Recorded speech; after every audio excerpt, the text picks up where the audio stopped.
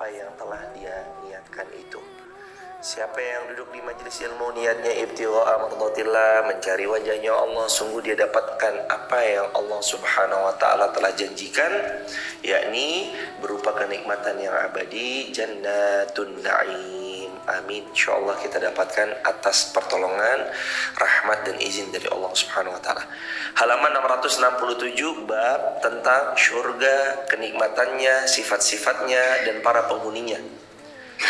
Wa sifatihi na'imiha wa ni'amihi wa ahlihi.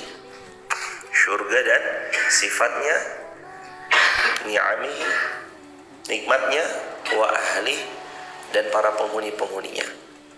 Yaqulu Nabi sallallahu alaihi wasallam, khuffatul jannah bil makarih wa khuffatun nar bis syahawat. Kata Rasulullah sallallahu alaihi wasallam, syurga itu dikelilingi oleh sesuatu yang tidak menyenangkan oleh syahwat, sedangkan neraka itu dikelilingi oleh sesuatu yang menyenangkan syahwat. Khuffatul jannah bil makarih. Syurga itu diliputi, maksudnya untuk meraihnya itu diliputi dengan sesuatu yang menurut syahwat tidak menyenangkan. Karena syurga itu butuh perjuangan untuk meraihnya.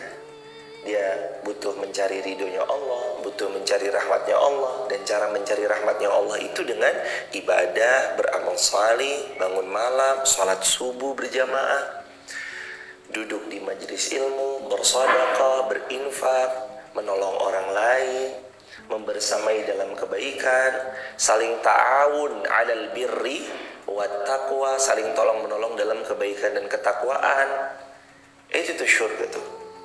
Yang mana syahwat itu cenderungnya adalah kepada fahisha, ma'asi. Syahwat itu cenderungnya kepada maksiat, menggiring seseorang gimana caranya untuk tergelincir dan kemudian berbuat dosa.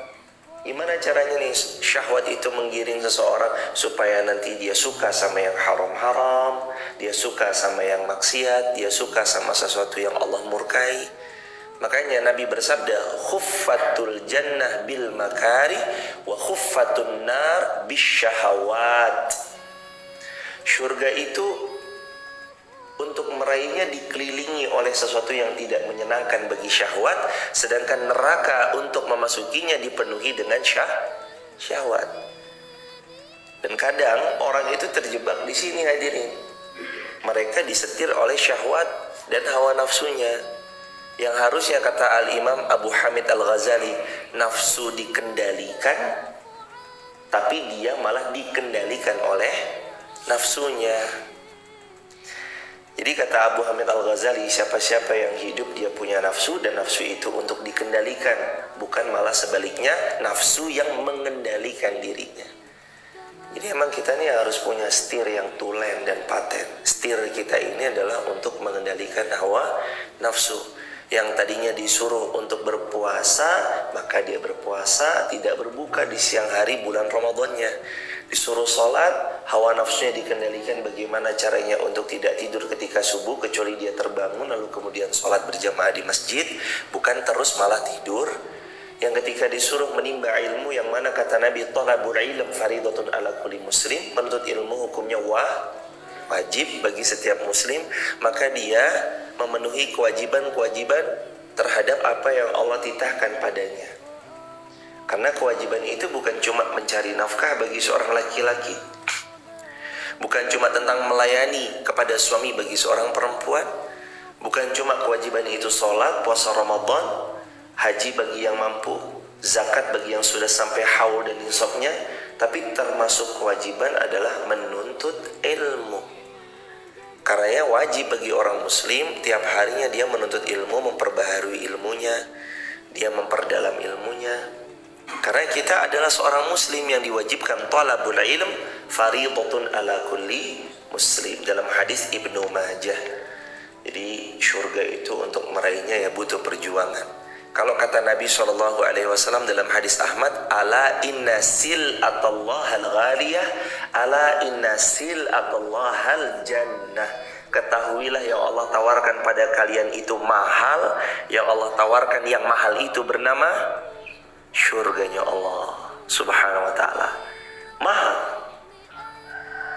Bahkan saking mahalnya, priceless, sampai tidak ada satupun yang bisa menakar berapa kadar nilai harganya. Saking mahalnya jemaah. Kalau untuk sesuatu yang mahal dunia kita rela untuk memutar balikan kepala jadi kaki, kaki jadi kepala, banting tulang, cuma untuk mengejar dunia.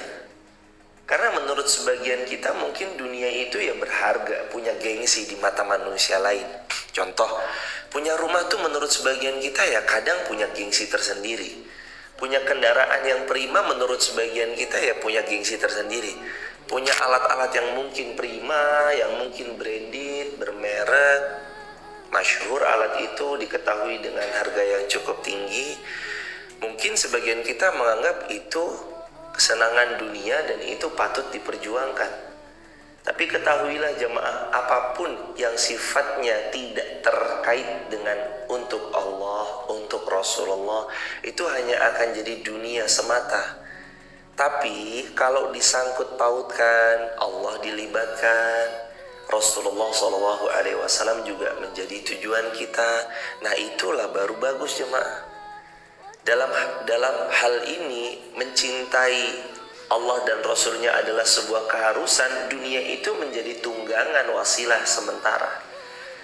Karena Allah dan Rasulnya jadi tujuan mereka, dunia jadi tunggangan, wasilah yang sementara. Kalau misalkan ada orang dia mendapatkan dunia, itu wasilah, alhamdulillah. Dan dia menunggangi dunianya untuk meraih syurga, bukan dengan dunianya, jabatannya, kekuasaannya, hartanya. Dia membuat makar-makar, malah cenderung menuruti hawa. Alhamdulillah ya dikum waslibalakum, malah cenderung menuruti hawa nafsu. Makanya khuffatul jannah bil makarih, surga itu dikelilingi oleh sesuatu yang tidak menyenangkan. Untuk meraihnya, makanya untuk meraihnya ya butuh perjuangan jemaah. Untuk dapatkan emas 10 gram, perjuangan. Untuk gaji, dapat gaji 1 bulan bagi seorang karyawan harus bekerja selama 1 bulan. Untuk mendapatkan insentif tambahan, seseorang harus lembur. Untuk mendapatkan penghasilan, seseorang harus ada kerja atau ada udah dagang dan segala macam-macamnya. Itu untuk mendapatkan kesenangan dunia yang sifatnya sementara. Bagaimana dengan kenikmatan syurga? Maka syurga dibeli dengan amal salih. Walaupun amal soleh kita ya nggak akan bisa mampu beli syurga, ya lagi-lagi dapat rahmat Allah itu jemaah. Coba bayangin, kita nih hidup cuma 60 tahun loh jemaah, tapi dapat syurganya berapa tahun? Selama-lamanya, khalidina fiha abada, selama-lamanya kita kekal di sana. Makanya dulu zamannya Nabi Musa kan pernah saya ceritakan, ada umatnya Musa bilang, ya Allah aku masuk syurga enggak? Kamu masuk syurga karena rahmatku. Ya Allah, saya ibadah 500 tahun nih. Kamu masuk syurga karena rahmatku. Ibadah saya ya Allah 500 tahun. Terus Allah bilang sama dia, ya udah kalau gitu kamu masuk syurganya 500 tahun aja ya. Oh ya jangan ya Allah, kan syurga selama-lamanya. Ya karenanya kamu masuk syurga karena rahmatku. Iya ya Allah, saya masuk syurga karena rahmatmu ya Allah. Akhirnya dia masuk syurga. Artinya ibadah kita yang cuma 60 tahun ini pun, kalau dibanding dengan syurga yang khalidina fiha abada, itu nggak ada bandingannya jemaah. Kita nih ya cuma ibadah 60 tahun toh ya, maka bersabar untuk mendapatkan keabadian itu harga yang sangat murah. Bersabar di dunia untuk mendapatkan kebahagiaan jannatun na'im, kenikmatan syurga, itu harga yang sangat murah. Lah kok aneh kalau ada di antara kita menukar syurga yang abadi selama-lamanya dengan dunia yang sementara, dengan jabatan yang cuma beberapa periode saja, atau cuma dengan uang yang tak seberapa, atau cuma dengan karena ada tendensi dunia yang sifatnya sementara. Kok syurga ditukar sama hal-hal yang remeh tersebut? Ya disayangkan hadirin. Maka khuffatul jannah bil makari, untuk meraih syurga harus berani melawan sesuatu yang tidak disukai oleh syahwat. kendalikan syahwat kita. Wa khufatun nar bisyahawat. Dan neraka itu sekelilingnya syahwat semua tuh. Untuk datang ke sebuah acara entertain ramai, penuh, sesak, bahkan mereka harus bayar mengeluarkan uang yang di sana nanti isinya ada apa yang Allah benci. Untuk datang ke masjid bayar nggak? Semua masuk masjid bayar nggak hadirin? Gratis. Ngaji ada yang bayar nggak? Gratis. Allahu Akbar walillahil hamd. Udah mah masuk masjid gratis, ngaji mah gratis. Tapi syahwat itu nyetirnya kadang manusia-manusia yang disetir oleh syahwat itu menyetir mereka kepada apa yang Allah murkai. Walaupun harus bayar, kadang mereka bayar jemaah. Mereka pergi ke Mandalika misalnya untuk sebuah entertain yang sekali main gitu. Mas tahu siapa yang lewat barusan? Gak tahu Ustaz. Saking kencangnya gitu misalnya. Kenapa datang ke sana Mas? Hobi dong. Saya tuh hobi. Misalkan kayak gitu ya. Contoh. Mereka rela mengkorbankan waktu, tenaga, uang. Walaupun mereka harus habis 5 juta ke atas atau sekian, bahkan ada yang puluhan. Cuma untuk entertain dunia.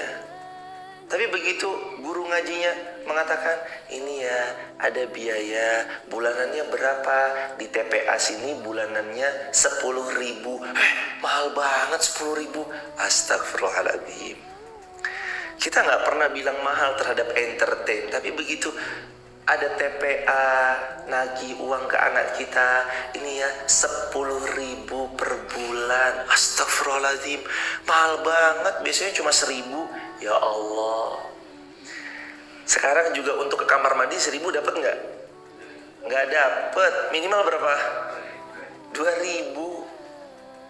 Serendah itukah kita memandang bagaimana orang-orang yang mengajarkan Al-Quran dan hadis Rasulullah Sallallahu Alaihi Wasallam? Anak dileskan bahasa Inggris, bahasa Mandarin, bahasa Korea dan segala macamnya. Berapa biaya per bulan? 2.800.000 satu bulan les bahasa Inggris, Mandarin, Korea. Kecil, 2.800.000 kecil. Tapi begitu anaknya les privat. Privat apa? Privat bisa baca Al-Quran. Berapa? Satu bulan 300.000. Ya Allah, mahal banget. Nah itu tuh tanda-tanda kita sudah mulai menjadi budak dunia kalau kita seperti itu. Jauh memprioritaskan dunia dibanding negeri akhirat yang abadi selama-lamanya. Padahal harusnya kita ini kan memprioritaskan akhirat. Jangan sampai benar yang Allah firmankan itu terjadi sama kita. Bal tu'thirunal hayatad dunya wal akhiratu khairu wa abqa.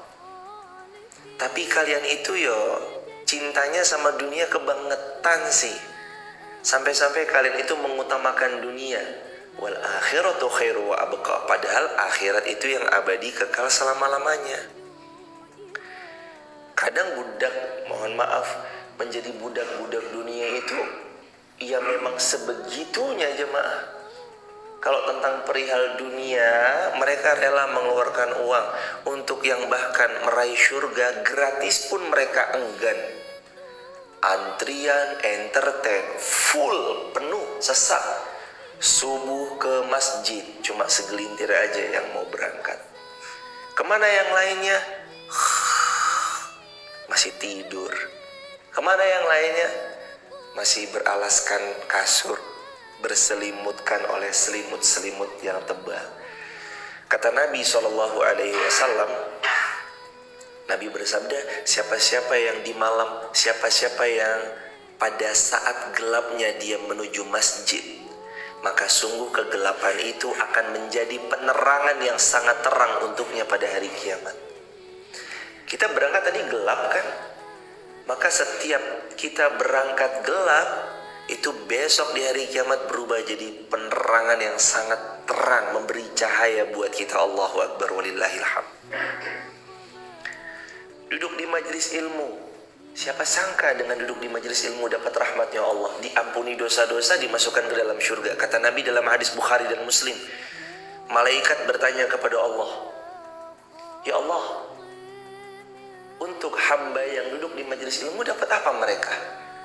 Allah berfirman, untuk mereka dapat syurgaku, jauh dari nerakaku, dan aku maafkan segala kesalahan-kesalahannya. Tapi ya Allah, gak sengaja ada seorang pendosa yang baru saja berbuat dosa, karena melihat ada rame-rame majelis ilmu, dia duduk di majelis ilmu, tidak sengaja. Cuma duduk. Dia gak ada niatan dari rumah, ya cuma sekedar, lewat rame-rame apa tuh, duduk ikut duduk. Kata malaikat, apakah untuk si pendosa dapat sama?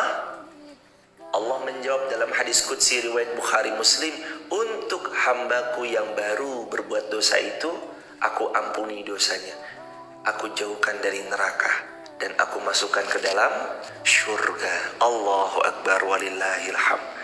Ini toh istimewanya duduk di majelis ilmu, hadirin. Nah, syurga sekali lagi, khuffatul jannah bil makarih wa khuffatun nar bisyahwat. Syahwat itu tuh ada mengelilingi daripada nar, sedangkan syurga itu butuh perjuangan untuk meraihnya. Hadis yang kedua, Allah Azza wa Jal berfirman, ini hadis qudsi riwayat Imam Bukhari dan Muslim.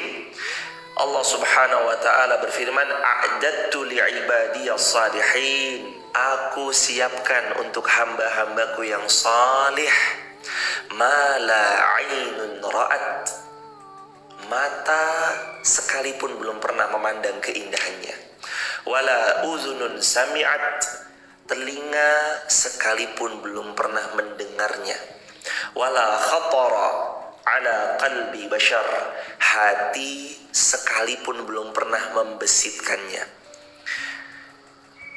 Misdaqu dzalik fi kitabillah, fala ta'lamu nafsun ma ukhfiya lahum min qurrati a'yunin jazaa bima kanu ya'malun. A'dadtu li'ibadiyas salihin, aku siapkan untuk hamba-hambaku yang salih, ma la 'ainun ra'at, mata yang belum pernah sekalipun memandang kepadanya, wala uzunun sami'at, telinga yang sekalipun belum pernah mendengarnya, wala khatar ala qalbi bashar, hati yang sekalipun tak pernah membesitkannya, bima kanu ya'malun, atas apa yang mereka lakukan. Ya'malun, atas apa yang mereka amalkan. Jadi bukan atas apa yang mereka ketahui loh ya. Bukan atas apa yang mereka punyai dalam ilmu. Bukan bima kanu ya'lamun, tapi ya'malun. Atas apa-apa yang kalian lakukan, kalian amalkan. Bukan atas apa-apa yang kalian punyai ilmunya, atau bukan atas apa-apa yang kalian ketahui. Jadi itu balasan yang indah tadi itu karena amal. Bukan cuma ilmu, tapi amal. Apa yang dikarakterkan sifat-sifat syurga, dicirikan dari sifat-sifatnya syurga? Sifat yang pertama, ma la 'ainun ra'at. Sifat syurga yang pertama, mata belum pernah melihatnya. Jadi kalau jamaah pernah pergi kemanapun dan melihat pemandangan terindah menurut versi jamaah masing-masing, itu belum ada apa-apanya dibanding syurga. Mala ainun ra'at, mata kita tuh belum pernah memandangnya. Kalau kita pergi ke Telaga Menjer, Bukit Cinta, kita melihat view-nya indah, ada Gunung Sindoro, ada Gunung Kembang, ada Telaga Menjer, kelihatan view kota Wonosobo dan sebagian kota Banjarnegara yang dekat-dekat Wonosobo, ada view pematang sawah, perbukitan, dan segala pesona keindahannya di Wonosobo ini, di desa Garung ini. Wallah, itu gak ada apa-apanya sama pemandangan syurga besok. Atau jamaah yang di rumah, yang online, lewat live streaming YouTube, TikTok, Instagram, yang semoga Allah merahmati, memuliakan jamaah online maupun offline semuanya. Mungkin ada jamaah TikTok, jamaah YouTube, jamaah Instagram yang pernah mengunjungi di satu tempat. Di mana tempat itu? Yang indah menurut versi jamaah. Tapi haqqan, Nabi itu pasti benar. Mala ainun ra'at. Sebagaimana firman Allah ini di hadis qudsi, aku siapkan untuk hambaku mata yang belum pernah memandang keindahannya. Pasti keindahan surga di atas semua keindahan dunia yang pernah kita singgahi. Bromo, Gunung Semeru sampai puncaknya Mahameru, atau gunung tertinggi Mount Everest, atau mungkin Kerinci yang ada di Jambi, atau mungkin gunung-gunung yang ada di mana-mana, atau pemandangan mana saja yang hadirin miliki, yang hadirin pernah merasakan kenikmatan itu nggak ada apa-apanya dibanding surga yang Allah siapkan. Mala ainun ra'at. Mata kita belum pernah memandang kenikmatannya, keindahannya. Saking indahnya surganya Allah. Ini sifat surga yang pertama. Sifatnya surga yang kedua, wala uzunun sami'at. Telinga belum pernah mendengarnya. Keindahan itu bisa tergambar juga lewat telinga. Udah pernah belum kesini? Coba deh, indah banget. Iya ya, berarti indah ya. Kadang kita tuh kan termotivasi karena lewat pendengaran kan. Katanya di sini bagus, yuk kesana yuk, ya nggak? Katanya di sini indah, yuk rekreasi ke tempat yang indah itu yuk. Telinga. Tapi wallah, surga telinga kita pun belum pernah mendengarnya. Telinga belum pernah mendengarnya, dan gak ada satupun makhluk di muka bumi ini yang pernah merasakan keindahan surga, kecuali nanti ketika mereka diizinkan oleh Allah masuk ke dalam surga, dan kecuali baginda Nabi Muhammad SAW. Baginda Nabi Muhammad SAW pernah diperlihatkan surga, diperlihatkan pada beliau neraka. Tapi kalau kita hamba-hambanya yang biasa, nanti sesudah kita diizinkan oleh Allah atas rahmat Allah masuk ke dalam surga. Amin insyaallah biidznillah. Yang ketiga, wala khatara ala qalbi bashar. Hati pun belum pernah sedikit pun bisa membesitkannya. Coba besitkan hadirin tentang gambaran kenikmatan. Surga kenikmatannya, berarti nanti di surga itu dinding-dindingnya lapis emas, cangkirnya emas, piring, mangkok, sendok, garpunya semua terbuat dari emas. Hati masih bisa membesitkannya nggak? Itu masih. Berarti lebih bagus daripada itu. Lebih bagus aja berarti masih bisa membesitkan kan? Berarti yang lebih daripada itu. Sampai-sampai hatimu tak mampu membayangkannya, hatimu tak mampu membesitkannya, sedikit pun tak ada manusia yang mampu membesitkan dalam hatinya tentang gambaran keindahan dan keelokan surga. Saking apa? Saking indahnya surga. Lah terus yang di Quran itu gimana gambaran-gambaran surga? Itu Al-Quran sesuai dengan apa yang Allah firmankan. Nanti pada kenyataannya lebih indah dari yang pernah kita bayangkan dan besitkan dalam hati. Tentu semuanya benar. Iya benar. Dengan lebih indah sampai wala khatara ala qalbi bashar. Sampai hatimu tak mampu membayangkan indahnya surga. Saking indahnya. Maka Rasulullah mengatakan sallallahu alaihi wasallam, ala inna sil'atallah al-ghaliyah, ala inna sil'atallah al-jannah. Ketahuilah yang Allah tawarkan untuk kalian itu mahal, dan yang Allah tawarkan pada kalian adalah surganya Allah subhanahu wa ta'ala. Mahal luar biasa hadirin. Allahumma salli ala Sayyidina Muhammad wa ala ali Sayyidina Muhammad. Semoga kelak kita mendapatkan rahmat Allah dan syafaat dari Rasulullah sallallahu alaihi wasallam untuk mendapatkan kenikmatan surga yang tiada tara. Hadis yang ketiga, keempat, ketiga sama, kelima sama. Ini Ini yang keenam, ada tambahan, sama tapi ada tambahan. Kalimatnya begini, fala ta'lamu nafsun ma ukhfiya lahum min qurrati a'yunin jazaa'an bima kanu ya'malun. Sama seperti sebelumnya juga, tapi ayat ini itu sebenarnya menjadi trigger buat kita bahwa jazaa'an bima kanu ya'malun. Surga itu nanti diberikan kepada mereka-mereka jaza sebagai balasan bima atas apa-apa kanu yang adalah mereka ya'malun yang mereka lakukan, ya'malun yang mereka amalkan, bukan ya'lamun yang mereka ketahui, bukan. Jadi nanti yang menyebabkan salah satu wasilah kita masuk surga adalah rahmat Allah benar, tapi wasilahnya amal salih. Bukan cuma tahu ilmu. Tahu nggak mbak ayat ini? Tahu. Tahu nggak mas ayat ini? Tahu. Beramal nggak dengan apa yang Allah firmankan? Tidak. Bukan. Tahu sholat wajib? Tahu. Tahu puasa Ramadan wajib? Tahu. Tapi kenapa kok berbuka di siang bolong tanpa ada uzur syar'i? Ya, saya emang udah lapar. Jadi bukan cuma sekedar tahu tapi nggak diamalkan. Tahu dan diamalkan. Makanya penting Nabi SAW mengajari kita sebuah doa yang setiap pagi Nabi tak pernah melewatkannya sedikit pun. Allahumma inni as'aluka ilman nafi'an wa rizqan tayyiban wa amalan mutaqabbala.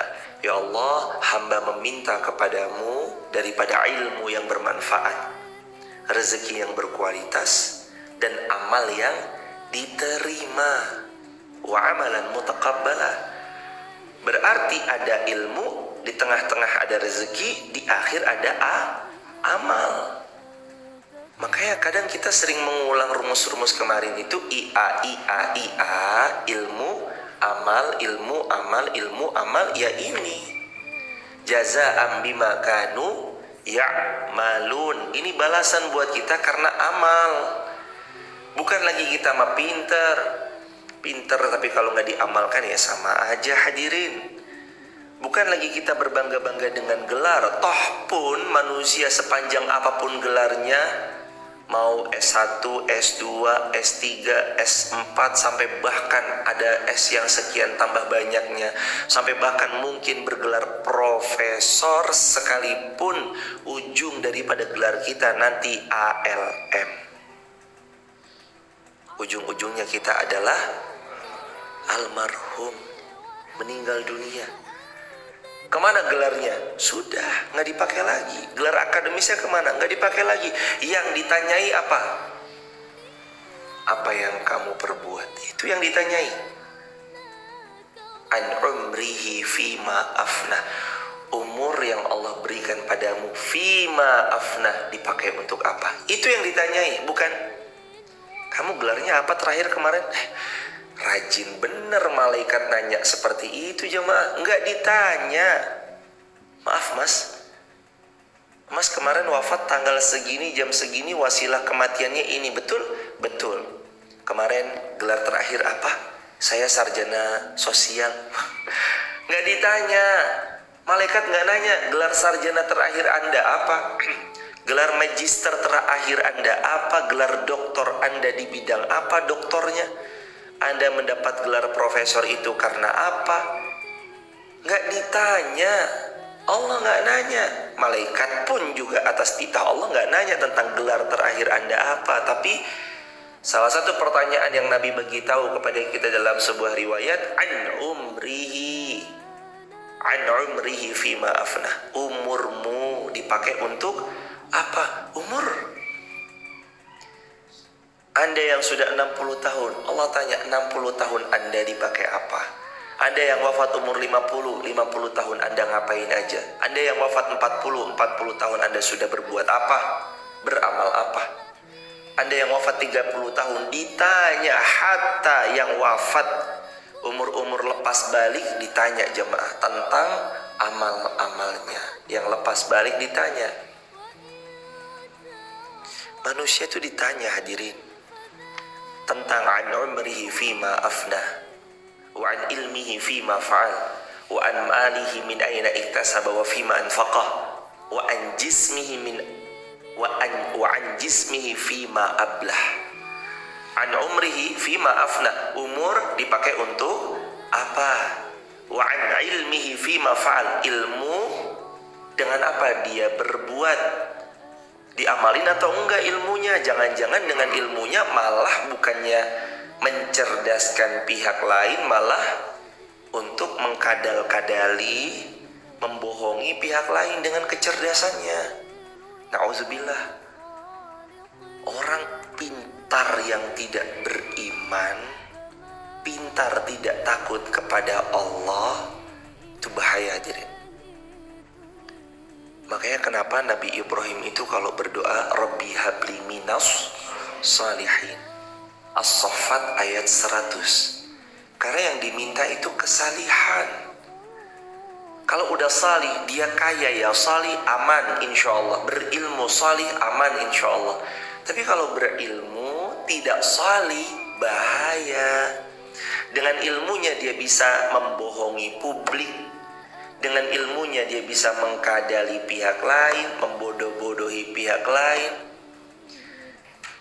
Apalagi jago bicara, na'udzubillah, na'udzubillah.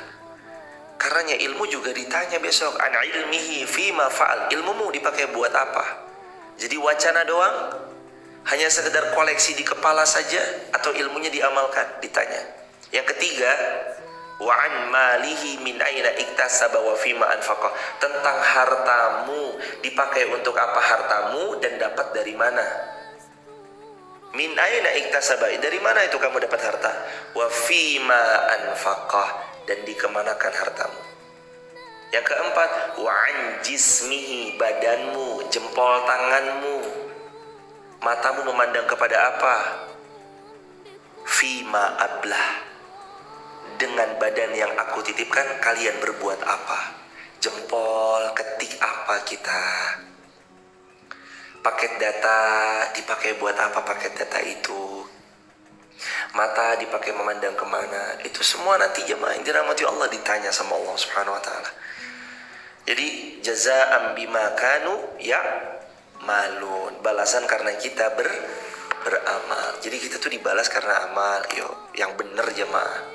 Kalau bahasa Jawanya sing tenanan, yang sungguh-sungguh beramal salih. Kalau bisa kita ya beri yang terbaik dalam setiap amal salih sesuai kemampuan kapasitas kita. Mampu untuk memberikan yang terbaik, berikan yang terbaik. Apalagi untuk Allah. Kalau untuk dunia kadang kita maunya yang terbaik, berarti untuk akhirat, untuk Allah, untuk Rasulnya, harusnya kita juga memberikan yang terbaik. Sungguh kalimat ini saya ulangi biar kita semakin mantap menjalani kehidupan ini. Yakni kalimatnya sederhananya begini. Sangat keterlaluan orang-orang yang mereka profesional terhadap dunianya, tapi enggan profesional terhadap akhiratnya. Keterlaluan. Harusnya kalau untuk dunia saja mereka profesional, untuk akhirat mereka juga profesional.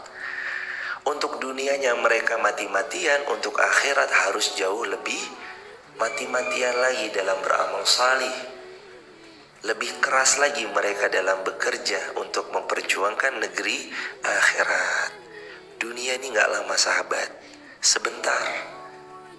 Kalau ada malaikat maut di pintu rumah kita masing-masing, boleh jadi ini perjumpaan kita yang terakhir.